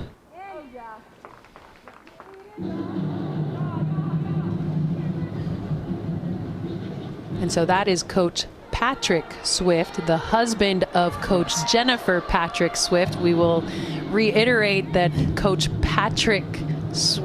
Jennifer Patrick Swift, her maiden name was Patrick and just happened to marry a gentleman with the first name of Patrick. But Coach Jennifer Patrick Smith's father and brother are both coaches, and she said, I've always wanted to be a Coach Patrick, and she was before they got married.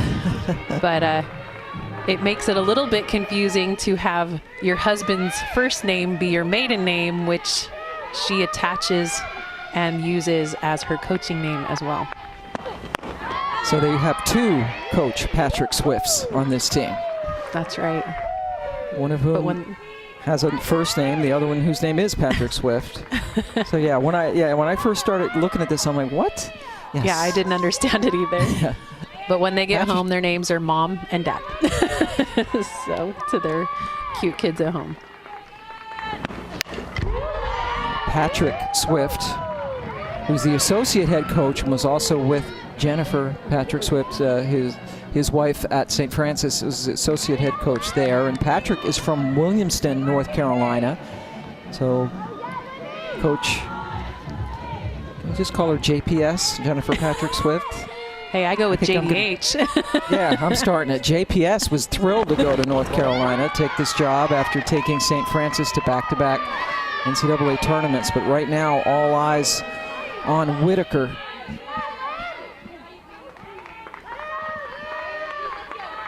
Another one of those freshmen. Coach says of her, she needs to believe in herself as much as we do. And here's a chance.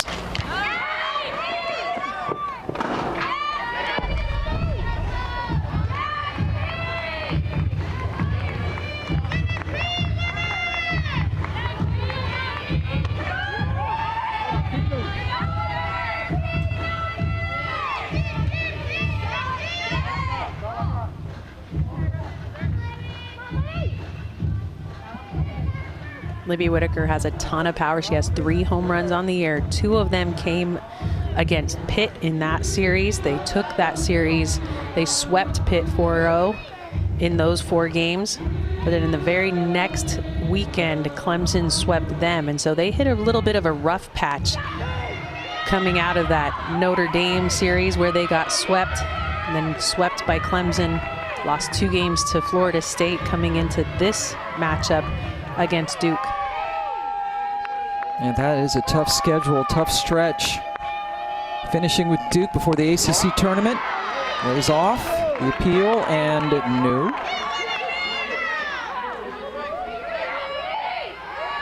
Now here we go. Bases loaded, 2 away, full count. Libby Whitaker versus Peyton St. George.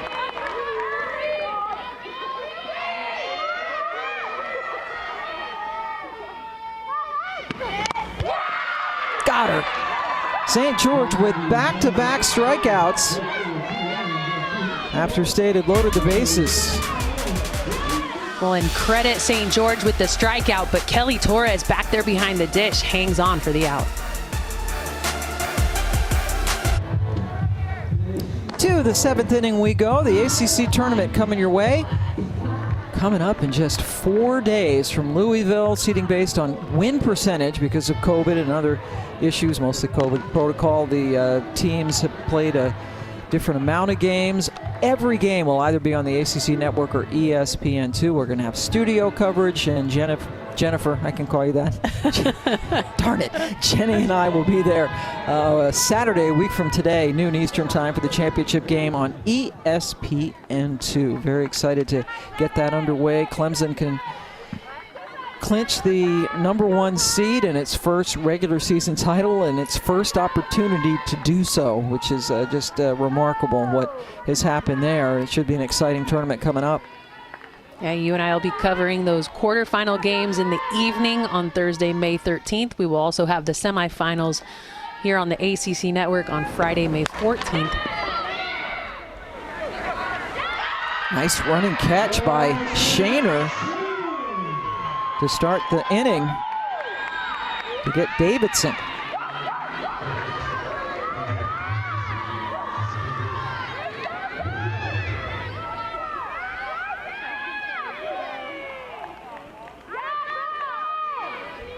Now Deja Davis, boy, this is a very welcome sight to see Davis come back in.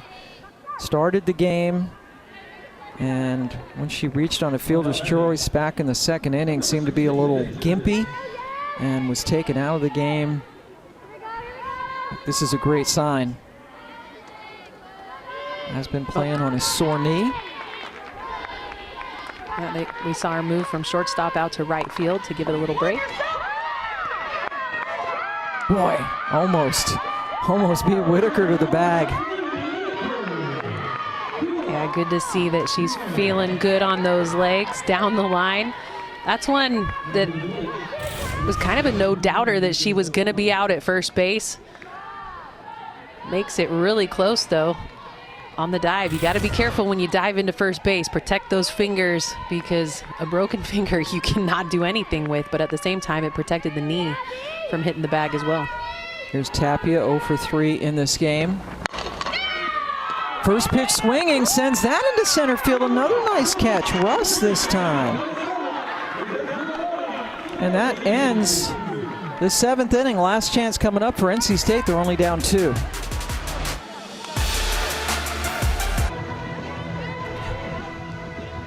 Bottom of the 7th, NC State down 2. And the top of the order coming up. A chance now to try to at least pull even with Duke after losing the first 2 games of this series by a combined score of 17-0. They got no hit in the first game last night. Did some damage in the last inning. They faced 3 different Duke pitchers. And it's Sam Russ still trying to get on base for the first time. First pitch swinging.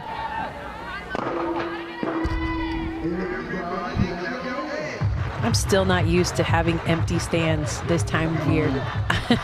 You're used to seeing just crazy fans, lots of noise, and these COVID protocols keeping only family members in the stands for this one. We saw a lot of fans of the first game of the doubleheader sitting outside the complex, watching up on the berm, up on the sidewalk, the concourse above the stadium. They're still there. It's the only way you can watch. You're not allowed in the stadium. They're not selling tickets to any regular fans. So unless you're on the pass list and a family member, can't get in the stadium. Certainly can understand the safety protocols still in place.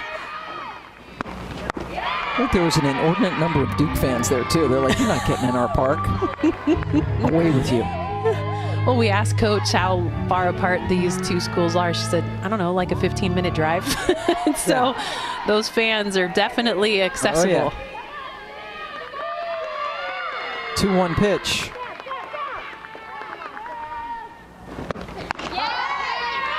And because the schools are so close, this is something nice too. Duke just going home. They're not, you don't have to stay in a hotel. They will conclude the series tomorrow at noon. So just a very manageable bus ride. It's just like riding on a bus from a hotel. It's that close. So that's nice to sleep in your own bed.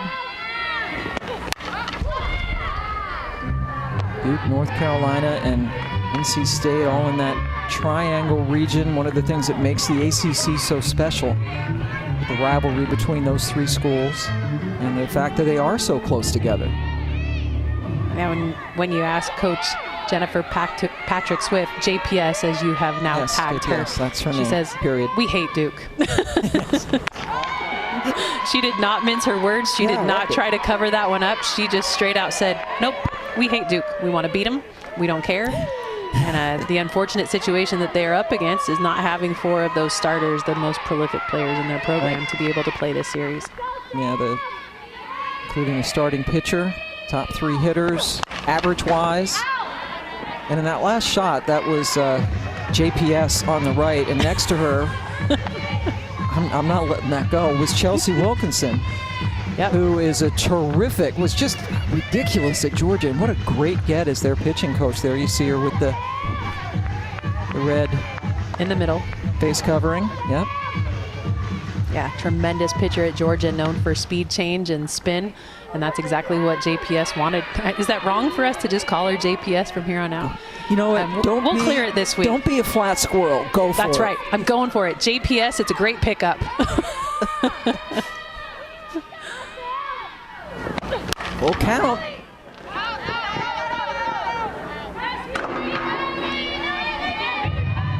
Well, everybody calls me JDH, so I feel like I am entitled to be able to go right at her and say, look, own it. JPS it is. Yep. Jenny Dalton Hill. Jenny Dalton, back when you played at Arizona. Coach Candrea always used to brag on you when I would go to Tucson. I'm like, yeah, okay. She was all right. I love that, man. The feeling is mutual, I can assure you. I was lucky to be able to play in Tucson. And these players feel the exact same way about the coaches that they get to play for. Yep. All right, here's another full count pitch on the way. Oh boy, hit nicely right on the nose, but right at Morris. That was a really good at bat for Sam Russ. I think her best at bat of the weekend so far. Yeah, those feel so good off your bat. That one did look like she didn't square it all the way up, just a little bit ahead of it. But I tell you what, after the weekend she's had, she's got to be able to come away from that one saying, okay, that one felt good. Tomorrow I'm going to be able to pull this off. April Visser was hit by a pitch and scored one of the 2 runs that State got across the plate in the last inning, their first runs of the weekend.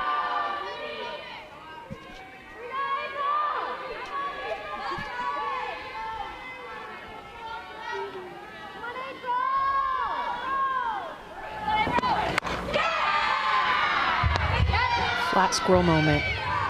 Check swing. Yeah. She should have gone for it, huh? Yeah, that's a pitch that is in her wheelhouse. She got hit by the pitcher when in the last inning, but yeah, that's a pitch that I know she can hit out. That's a tough take on her, and now she sits 0-2, so she's going to leave herself open for that rise ball.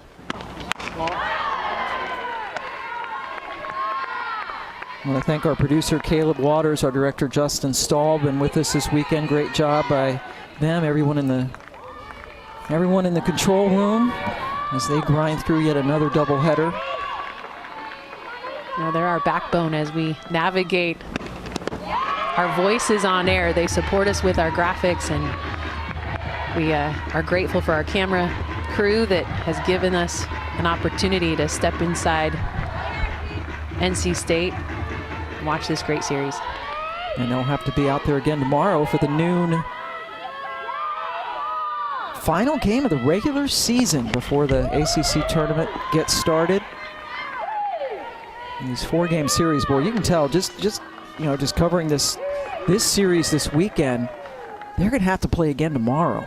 I mean, that's a lot. Well, and Pam, they're also going to have to play again on Thursday if That's the true. standings That's a lot, stay the a lot. way they are. I mean, that's talk about having a binder of information going into your first round of the ACC tournament. I mean, that'll be 5 times in a row that they have to face each other. But those two, Chelsea Wilkinson and Coach Jennifer Patrick Swift, are the two that put together the game plan for the pitching staff, and they're going to have to really go back to the drawing board to figure out how they can contain the offense for Duke. And so there's your standings with Duke in 3rd right now, NC State in 6th. The 3rd seed and the 6th seed will face off on Thursday at 7:30 Eastern in Louisville.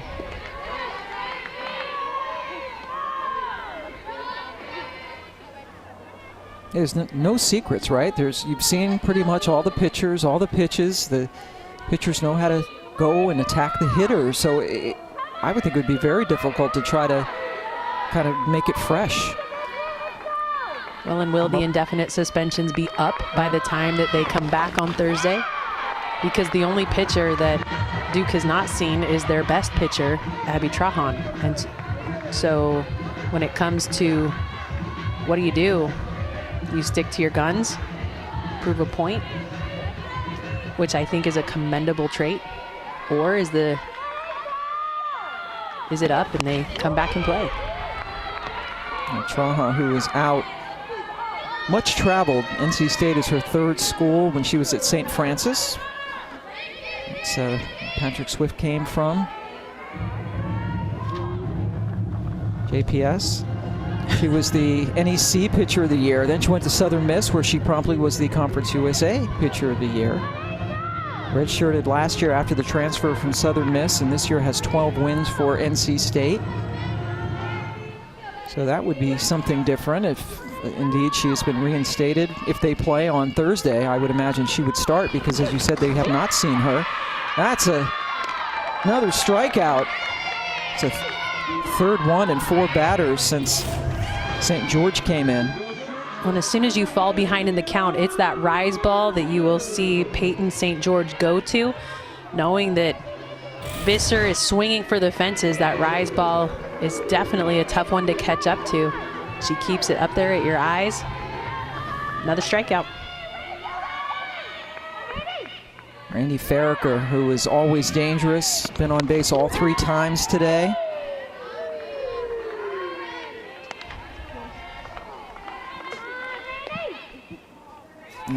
Farraker 2nd in the ACC in slugging percentage. 16 home runs, 10 doubles, has a triple thrown in as well, leading the league with the 16 home runs. But how about that? 3 games and no home runs for the Pack. Definitely not the expectation, but as I feel like we're a broken record going back to, but they also have lost 22 home runs in those 3 hitters that are not playing.